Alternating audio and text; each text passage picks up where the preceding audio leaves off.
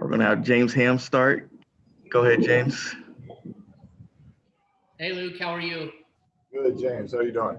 Good. Hey, first up, we're just, with you guys being out there for a couple of days now, just an update on if you know when any of your other players will be joining you. And also, just to be honest with you, there's rumors floating around that the fourth member of your party may have been an additional player, and if you can address that at all. Well, we're going to continue to respect the privacy of the travel party as far as who's not with us. I can tell you that two of the people that did not travel with us have had back-to-back negative tests now, so they will be joining us here in Orlando soon. But again, I'm not going to get into the names of who that is or who the four people are. Okay. Secondly, Luke, with so much uncertainty about your players and stuff, how are you going to handle your rotation? Is it going to be a standard, 9-10 man rotation, or because of the way that you're having to jam everything in, you feel like maybe you might have to expand that out a little bit?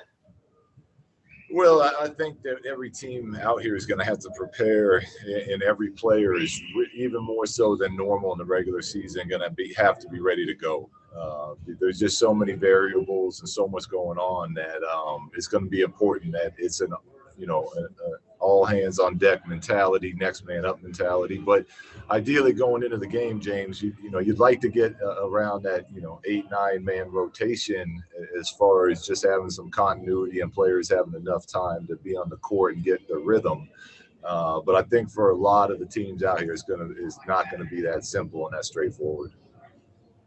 All right, Sean Cunningham next. Please, everybody, just remember to talk up a little bit.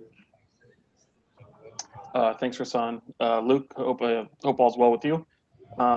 Just hoping you could maybe shed some light on just your guys' comfortability. I mean, we talked to you yesterday.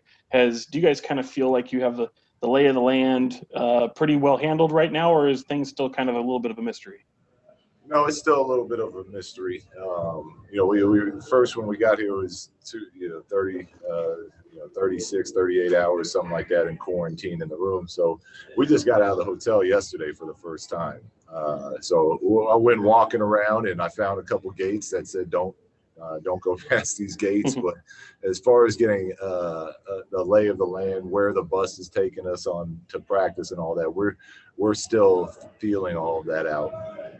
And then, you had a chance before you guys left, not a great chance, but before you headed to Orlando to kind of see Marvin and where he might be a week or so later. Do you have any more clarity on just how he's doing, how he's progressing, how far along he is? I mean, talking to him, he says he's good to go, obviously.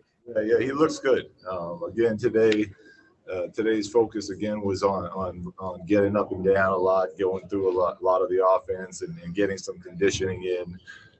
So we haven't really got into a ton of contact yet, but as far as the 5-on-0 and the drill work that's being done, he looks good. He looks healthy. We're excited to have him back. And tomorrow we'll get after it with some contact. So we'll get a better view of that and see where we're at. Jason Jones. Good evening, Luke. What's up, Jason? You hear me? Yeah, if you speak up, it's kind of we're okay. Out in the lobby. How's that? Hello? You good? Yeah, I got you. Okay, yeah. First thing, you being with the Kings and you haven't been with the Warriors, and even maybe with your upbringing with your dad, you've kind of been around a lot of the social justice type things as far as the organizations. Just what's kind of been your take on what's going on right now with the league as a whole, players with the messages on their jerseys, and how that's kind of going on right now?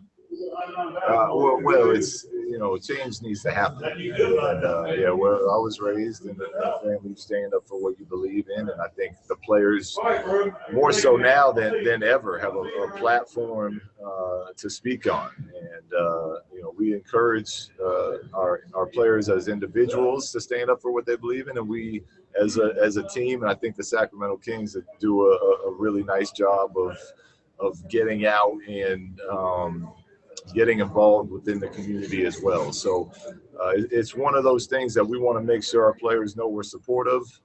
We don't force anyone to say anything, but for whatever points need to be made, we're here for them, and I think we'd all agree that there's a lot of change that needs to happen for us to continue moving in the right direction. And just in terms of on the court, how much can you take from those 60-plus games and apply to what's going on right now, or has the break been so big you're essentially starting over and have to use these 3 weeks to reevaluate everyone? Yeah, it's you take some of you take what we've been building and the playbook, the terminology, things like that. But as far as how we were playing, we're starting all the way over, and it's it's funny because it's a shorter season to get ready. We got 8 games, but we actually have more time now than we did in the training camp to start the year. So we're getting some really solid training camp type of work in as far as just conditioning and being able to be patient with the breakdown of some of the playbook. But it's a combination of starting fresh and some carryover from the season. Jason Anderson. Good to see you today, sir. Say again, Jason. I said good to see you today. Good to hear you. On Marvin, is he going to be working at the 5 still, or is there going to be some mix and match there between the 4 and the 5? What do you see for him right now? We see Marvin as a player that down the road is going to be pretty much a positionless type of basketball player.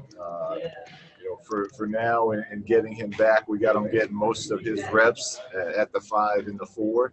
And we'll see, depending on, who you're playing, there's some nights that you got to go big against certain teams. While there's other nights you play a team like Houston and there's no bigs on the court. So some nights, depending on matchups, he'll be a 4. Other nights he'll be a 5. But we're confident with him and his ability at either position. Okay. I also wanted to ask you about the atmosphere that you anticipate for these games without fans, presumably less noise in the arena. Players can hear you probably more. They can hear each other more. What do you think about the communication aspect of this and defense and coaching too? How those things might be even more important in this environment? Yeah, I mean, it's definitely going to be a lot different than what we're used to. I think you're going to see teams trying to communicate a lot more through hand signals and, maybe calling a point guard over and having him run around and whisper whatever it is to his teammates. But it's going to be a different experience for every team and the coaching and the playing and all those things. That so much of what makes NBA basketball so fun is the environment that's in the arenas, and we'll see what it's like. None of us have ever played in empty arenas before, so we're excited to do it, but we don't know what to expect. Okay, last one, Dave McMenamin, ESPN.